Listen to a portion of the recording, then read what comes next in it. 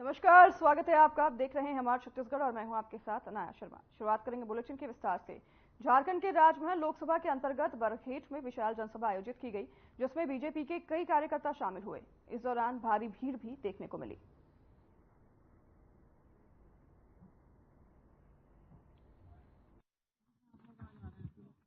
चाहती हूँ भारत माता की, भारतीय जनता पार्टी जिंदाबाद, भारतीय जनता पार्टी जिंदाबाद, कमल छाप जिंदाबाद, कमल छाप जिंदाबाद, नरेंद्र मोदी जिंदाबाद, नरेंद्र मोदी जिंदाबाद, जेपी नड्डा जिंदाबाद, ताला मरांडी जिंदाबाद, ताला मरांडी जिंदाबाद। सबसे पहले मैं भगवान बिरसा मुंडा की धरती झारखंड को प्रणाम करता हूं। सिद्धू कानू की धरती झारखंड को प्रणाम करता हूं। और आज गुफलाडीह की पवित्र धरती में आज के चुनावी सभा में मंच में विराजमान राजमहल लोकसभा क्षेत्र के लोकप्रिय प्रत्याशी श्री ताला मरांडी जी, हमारे छत्तीसगढ़ सरकार के स्वास्थ्य मंत्री श्री श्याम बिहारी जायसवाल जी, छत्तीसगढ़ सरकार के पूर्व मंत्री और विधायक श्री भैयालाल राजवाड़ी जी, राज्यसभा सांसद और लोहरदगा के प्रत्याशी और एसटी मोर्चा के राष्ट्रीय अध्यक्ष श्री समीर उरांव जी, पूर्व विधायक और एसटी मोर्चा के प्रदेश के अध्यक्ष श्री शिवशंकर उरांव जी,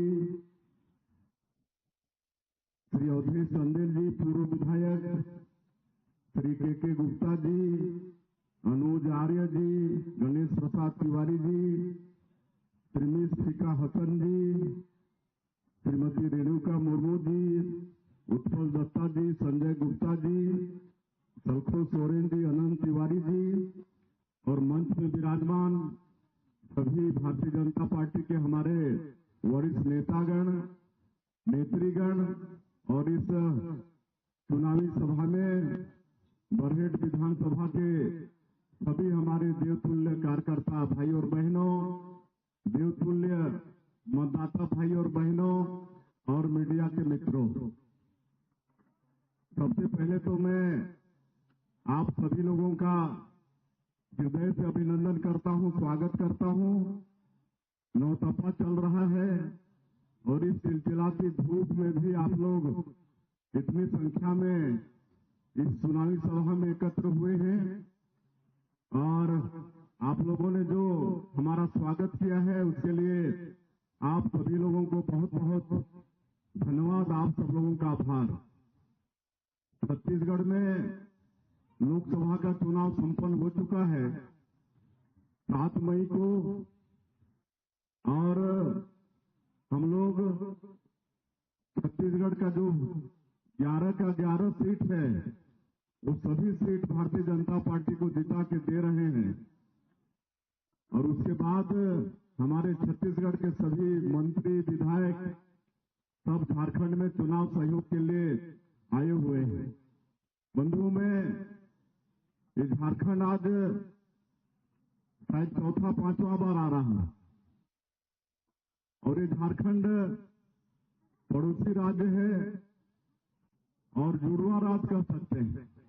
छत्तीसगढ़ और झारखंड एक ही समय में पैदा हुए हैं। हमारे श्रद्धेय नेता अटल बिहारी वाजपेयी जी छत्तीसगढ़ और झारखंड को एक साथ बनाए 2000 में और इस नाते हम लोग जुड़वा भाई हैं और मेरा तो झारखंड से बहुत गहरा नाता है हमारी माता जी झारखंड की हैं। खूंटी लोकसभा क्षेत्र में हमारे मामा लोग रहते हैं और वो भी भारतीय जनता पार्टी के नेता हैं।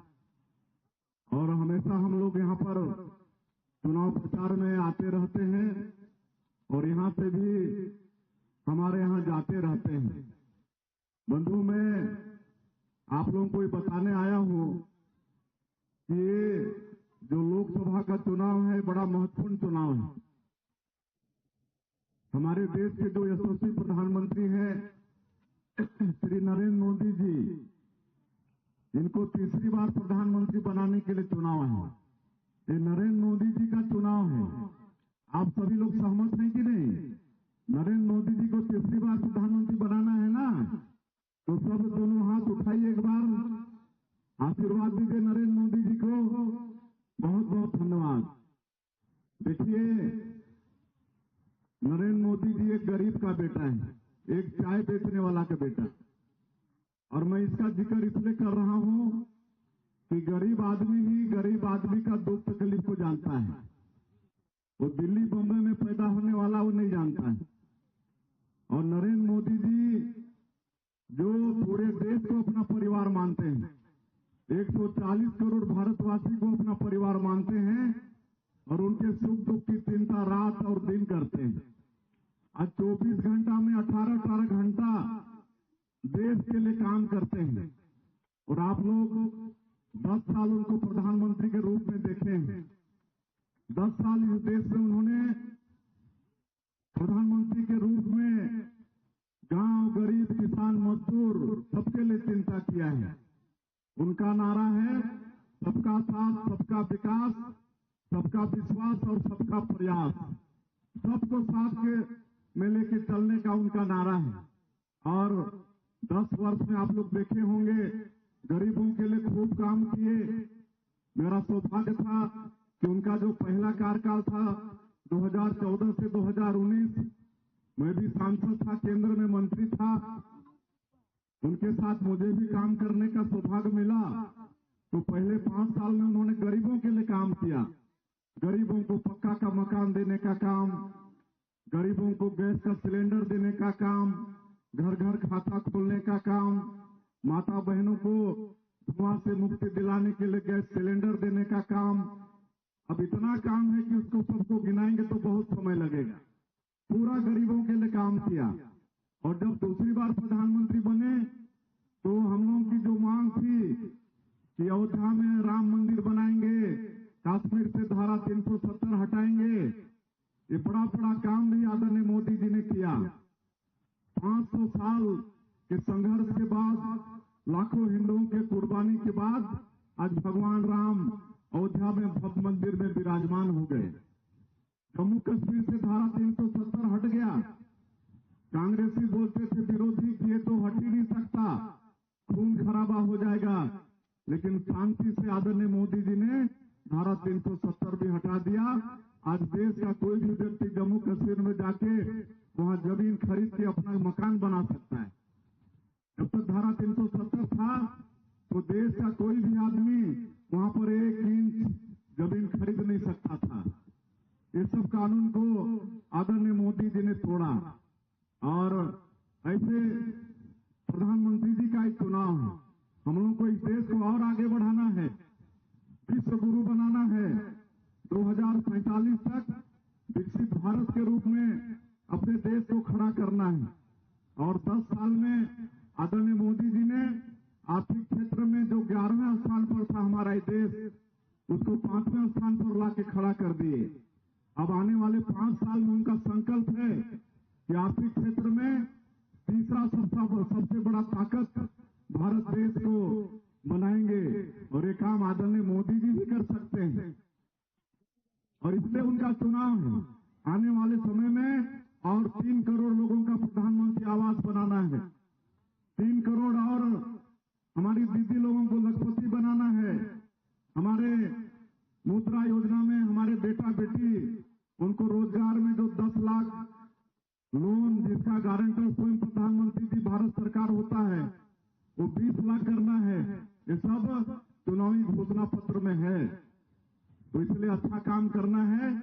इसलिए आने वाला ये लोकसभा चुनाव का बड़ा महत्व है और आप सब लोगों से आज मोदी जी के लिए आशीर्वाद मांगने आए। आज बड़ा दुख लगता है, झारखंड और छत्तीसगढ़ एक साथ पैदा हुए और दोनों प्रदेश में खनिज संपदा भी भरपूर है, वनोपज भी है, यहाँ की धरती माटी उर्वरा शक्ति से भरपूर है, मेहनत कश किसान है। लेकिन आज अगर विकास में तुलना करें तो झारखंड से ज्यादा छत्तीसगढ़ का विकास हुआ है। आप लोग जाते होंगे तो देखते होंगे, काहे कि वहां पर 15 साल भारतीय जनता पार्टी की सरकार डॉक्टर रमन सिंह के नेतृत्व में था। अभी 2023 में फिर भारतीय जनता पार्टी की सरकार है। शुरुआती के क्षेत्र में 3 साल कांग्रेस पार्टी की सरकार थी बहुमत के आधार पर, लेकिन 3 साल में ही वहां की जनता कांग्रेस पार्टी को सत्ता से हटा दी और भारतीय जनता पार्टी को जिताई और लगातार 15 साल तक भारतीय जनता पार्टी की सरकार ने छत्तीसगढ़ का विकास किया। अभी 5 साल 2018 से 23 फिर एक बार वहां की जनता कांग्रेस पार्टी को सरकार में बैठा दी, लेकिन कांग्रेस की सरकार विकास की दृष्टि से छत्तीसगढ़ को 5 साल 10 साल पीछे धकेल दिया। तो अभी जो चुनाव आया 2023 का, तो फिर छत्तीसगढ़ की जनता भारतीय जनता पार्टी को सरकार में बैठा दी और आज एक आदिवासी को मुख्यमंत्री आदरणीय मोदी जी ने बनाया है, जो आपके सामने खड़ा है। आज 100 दिन में ही हम लोग बड़ा बड़ा काम किए हैं छत्तीसगढ़ के अंदर में। 5 साल वहां गरीबों को प्रधानमंत्री आवास नहीं मिला, तो 18 लाख प्रधानमंत्री आवास की स्वीकृति दिए। 24,72,000 से ज्यादा किसानों का धान खरीदे, 145 लाख मीट्रिक टन, और उसका जो अंतर की राशि था 13,500 करोड़ दिए। 2 साल का धान का बोनस 3700 करोड़ रुपया दिए और 70 लाख से ज्यादा माताओं को 3 बार हर महीना 1,000 रुपया उनके खाते में भेज रहे हैं। रामलला दर्शन योजना वहां पर शुरू कर चुके हैं। तेंदुपत्ता 5,500 प्रति मानक बोरा के हिसाब से खरीद रहे हैं। ये भारतीय जनता पार्टी की सरकार कर रही है। भारतीय जनता पार्टी जो कहती है उसको करती है।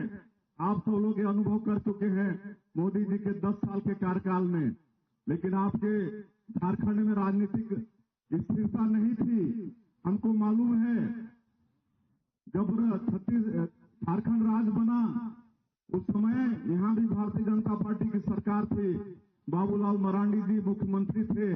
उसके पहले किस तरह से नक्सलवाद हावी था झारखंड में। हम लोग रांची उतरते थे हवाई जहाज से और जसपुर जाते थे तो शाम के बाद डर लगता था। सप्ताह में 15 दिन में, महीना दिन में बंदी होता था। लेकिन बाबूलाल मरांडी के सरकार आने के बाद ये सब नक्सलवाद भी यहाँ पर कम हुआ है। आज मोदी जी के शासन में 10 साल में कहीं बम ब्लास्ट नहीं हुआ है, नहीं तो हर त्योहार में कहीं बम ब्लास्ट होता था। आज पाकिस्तान गिदड़ भक्ति देता था भारत को। हमारे देश के सैनिकों का सर कलम करके फुटबॉल जैसे खेलते थे, लेकिन कांग्रेस की सरकार शांति वार्ता करके बात खत्म कर देती थी। लेकिन नरेंद्र मोदी जी जैसा मजबूत प्रधानमंत्री बने तो 2 ही बार के स्ट्राइक, एयर स्ट्राइक और सर्जिकल स्ट्राइक, उसके बाद पाकिस्तान की बोलती बंद हो गई। आज अपने औकात में पाकिस्तान आ गया। वो ये सब बात है बंधुओं। और क्योंकि आदिवासी क्षेत्र है, मैं भी आदिवासी समाज का हूं, इसलिए अपने बंधुओं से निवेदन करने आया हूं कि आजादी के 75 साल में आप देखेंगे तो 55 साल कांग्रेस की सरकार रही है। लेकिन कांग्रेस ने चाहे ये झारखंड मुक्ति मोर्चा हो, आदिवासियों को खाली वोट बैंक के रूप में इस्तेमाल किया है। बंधुआ मजदूर समझ के रखा, कोई विकास का काम नहीं किया। जब अटल बिहारी वाजपेयी जी प्रधानमंत्री बने तो आदिवासियों के समुचित विकास के लिए भारत सरकार में पहली बार आदिम जाति कल्याण मंत्रालय का गठन किए। पहली बार। इसको अगर कांग्रेस चाहती आदिवासियों का विकास हो तो पहले मंत्रालय का गठन कांग्रेस पार्टी कर सकती थी, लेकिन नहीं की। खाली वोट बैंक के रूप में आदिवासियों का इस्तेमाल कांग्रेस पार्टी ने किया। आज इस देश का जो सर्वोच्च पद है महामहिम राष्ट्रपति का, आज हमारे समाज की बहन श्रीमती द्रौपदी मुर्मू जो एक संथाली है, आज वो विराजमान है। कितने गौरव की बात है हम आदिवासियों के लिए। तो ये मान और सम्मान देने का काम भारतीय जनता पार्टी ही करती है। तो ये सब मनन और चिंतन करना है। ये कांग्रेस और ये जेएमएम, झारखंड मुक्ति मोर्चा, जिनकी सरकार चल रही है, ये दोनों चोर मौसेरे भाई हैं। चोर मौसेरे भाई हैं। आज दुर्भाग्य है झारखंड का, यहाँ का मुख्यमंत्री आज भ्रष्टाचार के आरोप में जेल में बंद है। इससे और दुर्भाग्य क्या हो सकता है किसी प्रदेश के लिए? कोई अच्छा काम के लिए जेल में नहीं है, भ्रष्टाचार के आरोप में जेल में है। हमारे ताला मरांडी जी बता रहे थे, आलमगीर आलम, कांग्रेस का इस सरकार का मंत्री, उसके पीए के घर से आज 3750 करोड़ रुपया मिलता है। कितना बड़ा भ्रष्टाचार है आप समझ सकते हैं।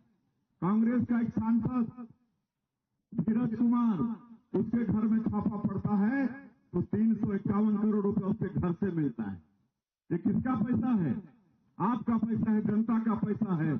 लेकिन ये किनके घर में मिल रहा है? विकास में नहीं लग रहा है, आपके सड़क बिजली पानी के लिए नहीं लग रहा है, इनके ऐसो आराम के लिए इनके घर में मिल रहा है। तो ऐसे चोर मौसेरे भाई, ये कांग्रेस और ये जेएमएम को उखाड़ के फेंकना है।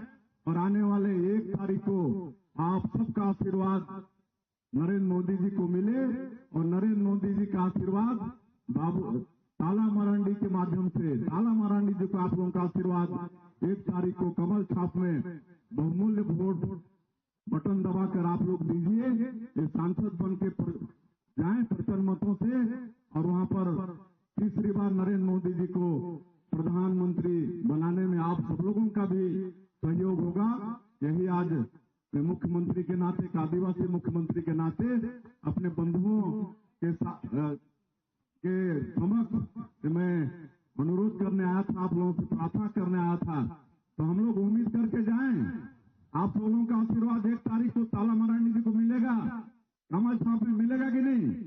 एक बार दोनों हाथ उठा के ताला मरांडी जी को आशीर्वाद दीजिए। चलिए, बहुत बहुत धन्यवाद। इस चिलचिलाती धूप में आप लोग आए, इसके लिए फिर से एक बार आप लोगों का धन्यवाद करते हुए मैं अपनी बात समाप्त करता हूं। जय हिंद, जय झारखंड।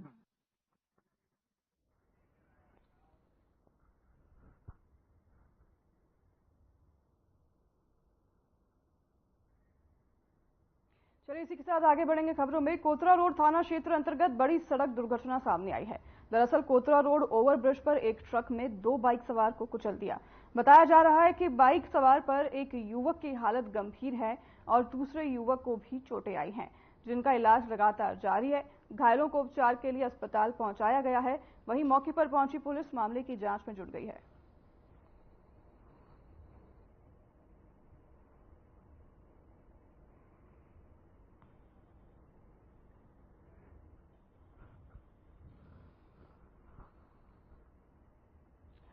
ट्रक से ये बाइक सवार की टक्कर हो गई थी और इस टक्कर में बाइक सवार दोनों युवक घायल हैं, जिनको अस्पताल में भर्ती कराया गया है इलाज के लिए। आपको बता दें कि ट्रक और बाइक में ये भिड़ंत हो गई थी, जिसके बाद दोनों युवक घायल हो गए, जिन्हें अस्पताल में इलाज के लिए भर्ती कराया गया है। डॉक्टर्स को लोग भगवान का रूप मानते हैं। ऐसे में उनका भी ये धर्म होता है कि वो अपने की रक्षा के लिए काम करें। लेकिन कई डॉक्टर्स को तो बस पैसों से मतलब होता है। उनके लिए लोगों की जानों का कोई भी परवाह नहीं करता है। ऐसे ही एक मामला भिलाई से भी सामने आया है, जहां पर डॉक्टर्स की लापरवाही ने एक युवक की जान ले ली। क्या है ये पूरा मामला, देखिए इस रिपोर्ट में।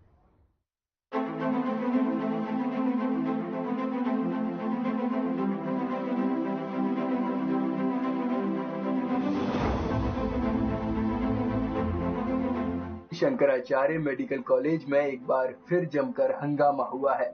बता दें कि इलाज के दौरान अस्पताल में एक युवक की मौत हो गई, जिसके बाद मृतक के परिजनों ने जमकर हंगामा किया। मृतक के परिजनों ने बताया कि उन्होंने पिछले दिनों ही महेश यादव को सीने में दर्द की शिकायत पर शंकराचार्य मेडिकल कॉलेज में भर्ती कराया था, जहां मरीज का पेसमेकर बदलने के दौरान उसकी मौत हो गई। परिजनों ने बताया कि उन्हें पेसमेकर बदलने के बाद हुई मौत की कोई सूचना नहीं दी गई थी और अचानक ही अस्पताल ने फोन करके बताया कि महेश यादव की मौत हो गई है। लेकिन इस पूरे मामले में अस्पताल प्रबंधन की ओर से किसी भी प्रकार का कोई बयान सामने नहीं आया है। वहीं परिजनों का कहना है कि मृतक युवक के पेसमेकर लगे 10 साल हो गए, लेकिन अभी तक कोई दिक्कत नहीं हुई थी। पेसमेकर में बैटरी चेंज करने से पहले डॉक्टर से पूछा गया था, लेकिन तब डॉक्टर ने कहा कि बैटरी चेंज करने में कोई दिक्कत नहीं होगी। इसके साथ ही परिजनों का आरोप है कि डॉक्टर्स ने उनसे कोई कंसल्ट फॉर्म साइन कराए बिना ही बैटरी चेंज कर दी। इसके बाद युवक की मौत हो गई। परिजनों की मांग है कि परिवार में कमाने वाला बस एक ही व्यक्ति था और वो भी चला गया, जिस कारण अस्पताल प्रबंधन से परिजनों ने 50 लाख रुपए के मुआवजे की मांग की है। जो दुर्घटना हुआ है पूरे लापरवाही डॉक्टर के इसमें, क्योंकि हमने उसको कोई साइन नहीं लिया, कोई सूचना नहीं दिया कि ऐसा हो सकता है, और अपने मरीज से ऑपरेशन करके उसने जान मार दी। राजनीतिक हमारा कहना में है कि बच्चे को जीवन के लिए इनको हर जाना दिया जाए। क्योंकि अभी मांग पूरी भी नहीं हुई है, अभी आपने टाइम दिया था। हाँ, अभी अंदर ऑफिस में बुलाए थे, अभी ऑफिस में बुलाए थे, बोले 1 घंटे बाद बता रहा हूँ, अभी तक 1 घंटा हो गया कुछ नहीं बता रहे। सर अंदर मीटिंग हुआ, मीटिंग में उन्होंने बोला कि हम कोशिश करेंगे, प्रशासन बात करेंगे, जो करना होगा करेंगे बोले वो। अभी 1 घंटे का टाइम दिए थे उनको, अभी कोई रिस्पॉन्स नहीं आया उधर से। क्या हुआ था उनको 10 साल पहले पेसमेकर लगा था, उसका टाइम होने वाला था, बस 1 महीने ही बचा था, उनको चेंज करना था। तो डॉक्टर बोले कि इसको चेंज करना पड़ेगा, तो मैं उनको सोमवार को एडमिट करवाया। जांच हुआ, सब रिपोर्ट क्लियर था, कोई रिपोर्ट में गड़बड़ नहीं था, सब रिपोर्ट नॉर्मल था। तो फिर उनको कल ऑपरेशन के लिए 1 बजे ले गए। फिर उसी ऑपरेशन में चलते गए सामने से, फिर उनके बाद क्या हुआ मुझे नहीं पता। फिर 1 घंटे बाद बताया मेरे को कि उनका सांस बंद हो गया, दर्द हो गया करके। क्या किसी भी प्रकार का ऑपरेशन से पहले कोई भी साइन आपको करवाया गया? नहीं, ऐसा कुछ नहीं करवाया, ऐसा भी कुछ नहीं करवाया गया था, मुझे ना बताया गया था कि इसमें कोई रिस्क है। वहीं इस मामले में डॉक्टर ने अपनी सफाई पेश की है। जब उनसे कंसल्ट फॉर्म साइन कराने वाली बात को लेकर सवाल किए गए, तो डॉक्टर ने कहा कि इस बात को इतना महत्व देने की आवश्यकता नहीं है। न लगा हो, पहले उसका वाल्व बदला नहीं गया हो। इस पेशेंट की सीरियस हालत थी, उस हालत में ऐसा मरीज जिसका वाल्व भी बदला गया था और पेसमेकर भी लगाया गया था, ये रूटीन केस नहीं था। तो आप ये मानते हैं कि कंसर्न फॉर्म साइन कराना जरूरी नहीं था? ऐसा मैं नहीं बोल रहा हूँ, ये बिल्कुल आवश्यक रूप से बोला गया है, लेकिन इस बात को इतना महत्व देने का मतलब नहीं है, क्योंकि इस मामले में ऐसा नहीं है कि हमने वेट किया, कुछ किया। पेशेंट जब सीरियस हुआ ना, बिना लाइसेंस गाड़ी चलाने वाली नहीं, बिल्कुल गलत सोच रहे हैं आप गाड़ी को मनुष्य से तुलना कर रहे हैं। फिलहाल मृतक के परिजनों ने जो आरोप लगाए हैं, उससे तो यही साफ होता है कि डॉक्टर्स ने अपनी मनमानी चलाई, जिससे युवक की जान चली गई। वहीं डॉक्टर्स अपना पलड़ा झाड़ते दिखाई दे रहे हैं। Bureau report.